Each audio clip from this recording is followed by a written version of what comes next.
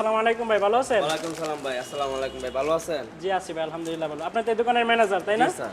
আচ্ছা, আমার কাছে প্রশ্ন হলো, আপনাদের দোকানে দেখলাম অনেকগুলো ইসরায়েলি পণ্য রয়েছে। এগুলো কি আগে কিনা ছিল নাকি নতুন করে রাখছেন? এগুলো আগে কিনা ছিল? আচ্ছা, এখন যদি নতুন করে যদি কোম্পানি যদি আসে ইসরায়েলি পণ্য রাখার জন্য, আপনারা কি বলবেন? আসার জন্য না, বর্তমান যা ইসরায়েলের পণ্য আছে এগুলো আমরা বিক্রি করতেছি না। বিক্রি করতেছেন না না? আচ্ছা, যদি কোম্পানির লোকরা আসে যে আমাদের কোকা কোলা, আমাদের ইসরায়েলি পণ্য কোম্পানি আপনারা দোকানে রাখেন, তখন আপনারা কি বলবেন আমরা তাদেরকে? ইসরায়েলের পণ্য আর রাখবো না, বিক্রি করবো না। আলহামদুলিল্লাহ, সবাই কমেন্টে বলি আলহামদুলিল্লাহ। এই ম্যানেজার ভাইকে নেক হায়াত দান করুক। উনি বলেছে ইসরায়েলি কোম্পানির লোক যদি তাদের প্রোডাক্ট নিয়ে আসে তাদের দোকানে, তারা এই কোম্পানিকে না করে দিবে, তাদের প্রোডাক্ট রাখবে না।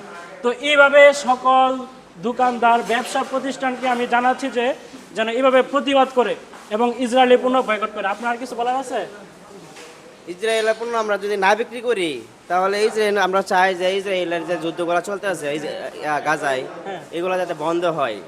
আমি চাই যে এগুলো যাতে বন্ধ হয়, যুদ্ধগুলো যাতে আচ্ছা, বন্ধ আমার হয়। এই ভাই বুঝাতে চাইছে যে যদি ইসরায়েল যদি চায় তাদের প্রোডাক্ট বাংলাদেশে চলুক, তাহলে গাজার যে নিপীড়ন অত্যাচার চলতেছে এটা তারা বন্ধ করুক, তাহলে বাংলাদেশে তাদের পণ্য চলবে, এটাই বুঝাতে চাইতেছে। আর কিছু বলার আছে আপনার?